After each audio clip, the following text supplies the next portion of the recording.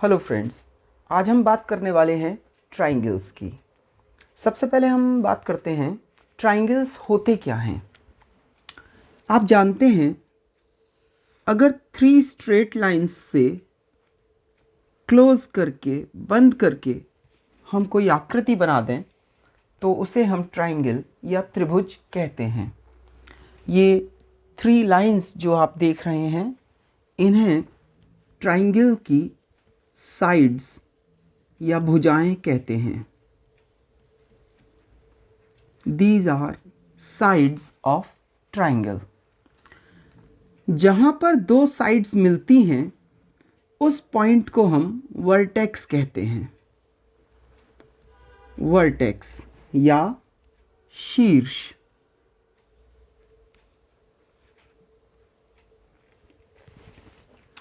और 2 भुजाओं के बीच का जो झुकाव होता है इसको हम कोण या एंगल कहते हैं।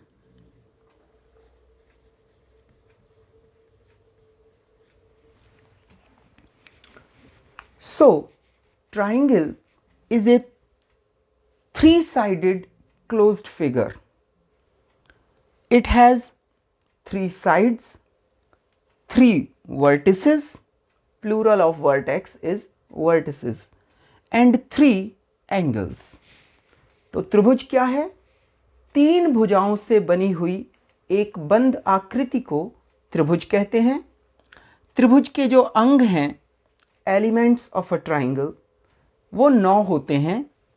1, 2, 3 शीर्ष, 1, 2, 3 भुजाएं और 3 कोण। Elements of A triangle. आइए हम लोग सीखते हैं कि त्रिभुज को नाम किस तरह से दिया जाता है। तो ये जो पॉइंट आप देख रहे हैं जिसे हम वर्टेक्स या शीर्ष कहते हैं, इस पॉइंट को आप नेम कर दीजिए। Suppose this point is a और ये जो दूसरा शीर्ष है वर्टेक्स इसको हमने नेम किया बी एंड तीसरे वाले को हमने नेम दिया सी। तो ए, बी एंड सी ये तीनों त्रिभुज के शीर्ष हो गए। अब जब हम 2 पॉइंट्स को ज्वाइन करेंगे तो हमें एक भुजा या एक साइड मिलेगी। तो इस त्रिभुज की पहली साइड ए बी है, दूसरी साइड ए सी है और तीसरी और अंतिम भुजा बी सी है। ठीक है, तो हमारे त्रिभुज में शीर्ष कितने हैं? शीर्ष 3 हैं, ए, बी, सी। भुजाएं साइड्स कितनी हैं? भुजाएं या साइड्स 3 साइड्स हैं। कौन कौन सी? ए बी सी एंड ए सी। आप जानते हैं ये तीनों के तीनों लाइन सेगमेंट्स हैं, रेखाखंड हैं। तो इनके नाम आप किसी भी क्रम में लिख सकते हैं। ए बी की जगह आप बी ए लिख सकते हैं, बी सी की जगह पर आप सी बी लिख सकते हैं और ए सी की जगह पर you can write C A. Is that clear?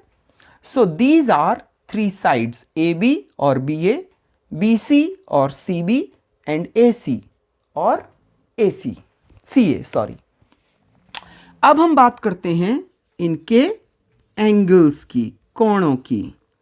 तो यहां पर कितने एंगल्स हैं? किसी भी त्रिभुज में 3 एंगल्स होते हैं। There are 3 angles in every triangle. First is angle A, second is angle B and third is angle C. तो ये जो एंगल ए है, this angle A can be named as angle BAC. Angle BAC. Angle B can be named as angle ABC. ABC. और ये जो तीसरा angle है इसको हम नेम दे सकते हैं एंगल ACB।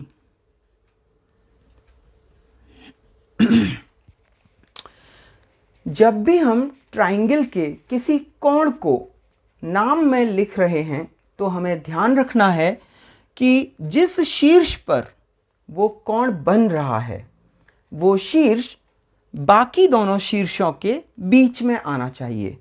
जब हम एंगल A का नाम लिखते हैं तो दोनों शीर्षों B और C के बीच में शीर्ष A लिख देते हैं, क्योंकि जो कोण है वो एंगल A है, यानी शीर्ष A पर बन रहा है।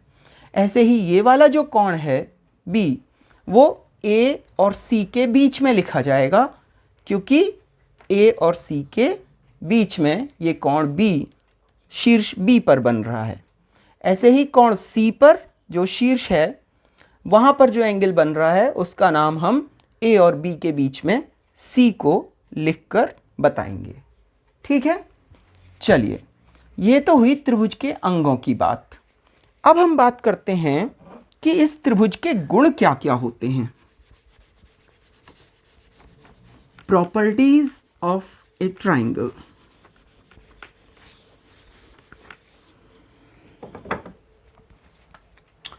कोई भी एक ट्राइंगल आप ले लीजिए।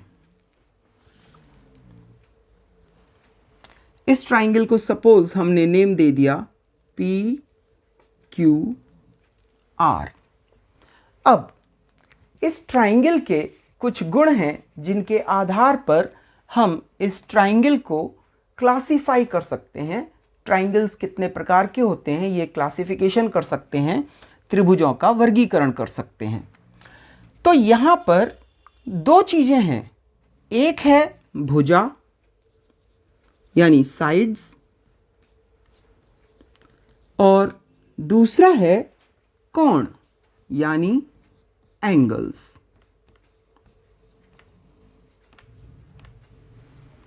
कंफ्यूज होने की बिल्कुल ज़रूरत नहीं है, क्योंकि जो मैं आपको बताने जा रहा हूं वो एक ऐसी चीज़ है जो आप कभी भूलोगे नहीं। देखिए, किसी भी चीज़ को जब कोई नाम दिया जाता है तो उसके किसी गुण के आधार पर देते हैं। अब इस त्रिभुज में दो ही चीज़ें हैं, एक है भुजा और दूसरा है कोण। तो भुजाओं के गुणों के आधार पर इस त्रिभुज का नाम अलग तरह से दिया जाएगा और कोणों के प्रकार के आधार पर इसी त्रिभुज का किसी दूसरी तरह से नाम दिया जा सकता है। तो किसी भी त्रिभुज को किस तरह से वर्गीकृत करेंगे, उसे क्लासिफाई कैसे करेंगे, ये डिपेंड करता है, निर्भर करता है इस बात पर कि हम उसका वर्गीकरण या उसका प्रकार भुजा के अनुसार बता रहे हैं या कोण के अनुसार। तो चलिए पहले भुजाओं की बात करते हैं। एक त्रिभुज में 3 भुजाएं होती हैं। अगर ये तीनों भुजाएं बराबर लंबाई की हो जाएं, समान भुजाएं हो जाएं, यानी ये भुजा और ये भुजा, ऑल 3 साइड्स आर इक्वल, तीनों भुजाएं बराबर हो गई, तो ऐसे त्रिभुज को भुजा के आधार पर बता रहे हैं, ऐसे त्रिभुज को समबाहु त्रिभुज कहते हैं। समबाहु त्रिभुज। In English, this type of triangle is called an equilateral triangle. Equilateral triangle.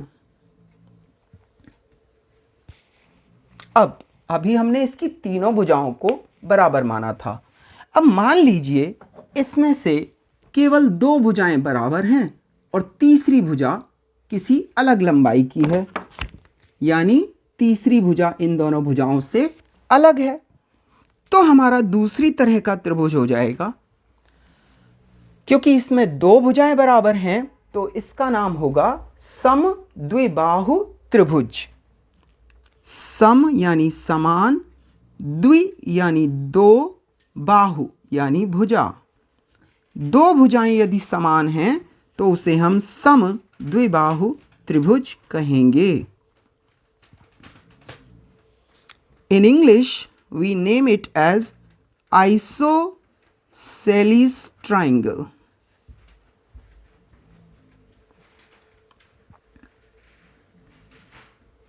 ISOSCELES, isosceles triangle. Okay? If two sides of a triangle are equal, then that triangle is called an isosceles triangle.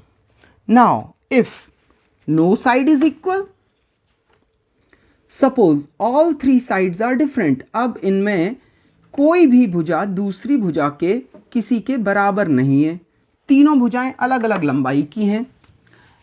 हो सकता है ये 5 centimetre हो, ये 7 centimetre और ये 11 centimetre.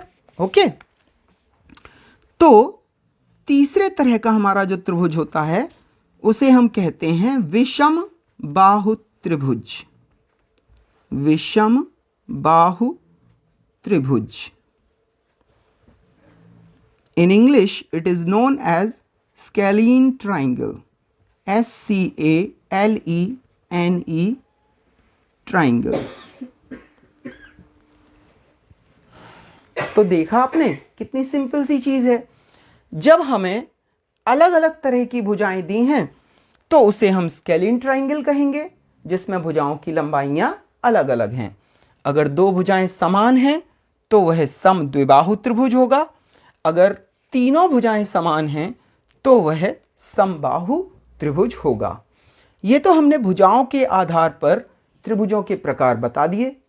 अब चलिए बात करते हैं कोणों के अनुसार, यानी अब हम ट्राइंगल्स के कोण देखेंगे कि किसी ट्राइंगल के कोण कैसे हैं और उसके आधार पर उसका एक नाम बताएंगे। चलिए, सबसे पहला जो हमारा प्रकार आता है उसमें ध्यान देने की बात यह है कि एक एंगल 90 डिग्री का होगा। कोई भी एक angle, any one angle of triangle will be of measure 90 degrees. Then that triangle is known as right angled triangle, or simply we can say right triangle. Hindi में इसको समकोण त्रिभुज कहते हैं।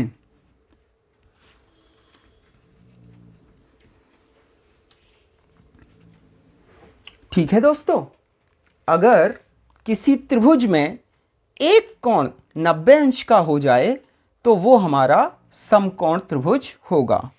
अब जरूरी तो नहीं है कि हर त्रिभुज में कोई कोण 90 अंश का हो सकता है कोई एक कोण 90 अंश से अधिक का हो जाए। अब मान लीजिए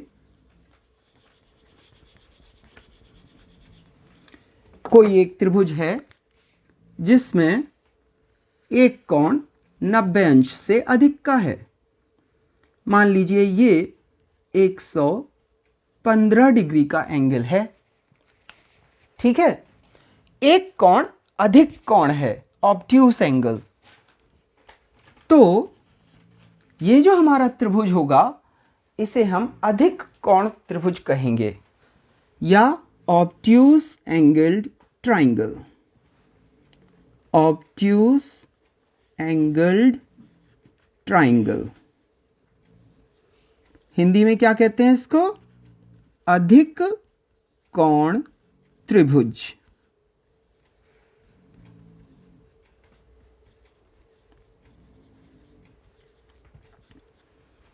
अब थोड़ा ध्यान दीजिएगा, अभी तक हम लोग कह रहे थे कि अगर एक कोण 90 अंश का हो जाए तो वो समकोण त्रिभुज होगा, अगर एक कोण अधिक कोण हो जाए तो वो अधिक कोण त्रिभुज होगा।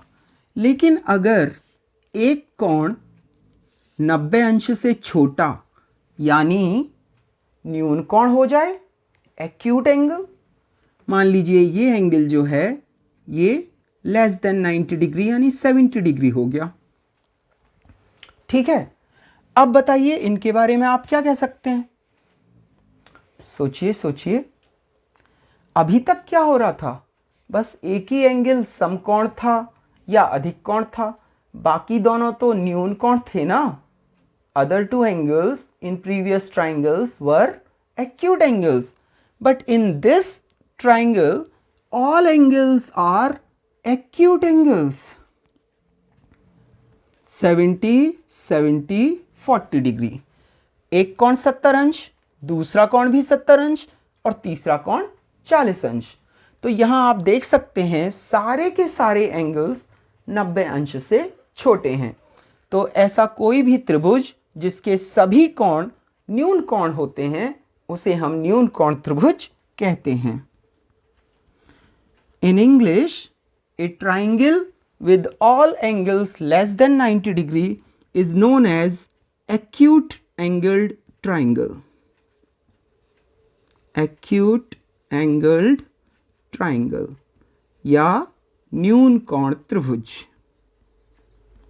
न्यून कोण त्रिभुज।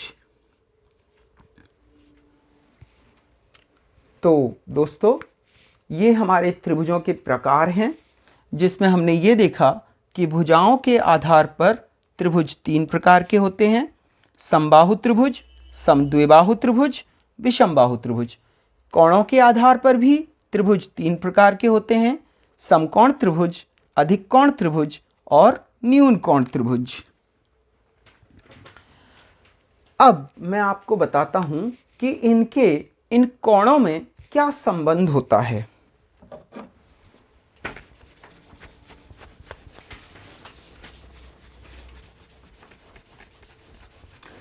किसी भी त्रिभुज के तीनों कोणों को अगर हम जोड़ दें,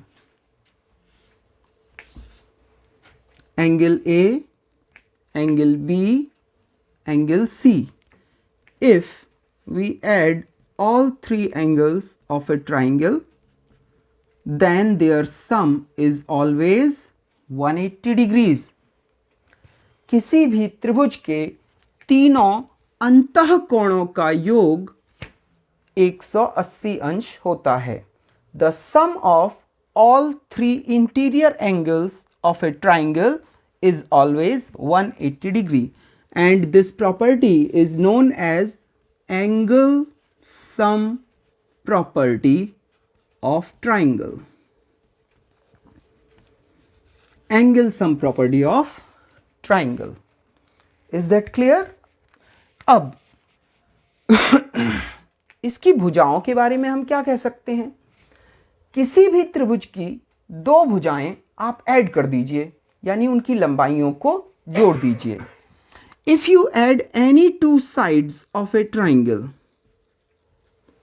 then the sum of 2 sides of a triangle is always greater than the third side.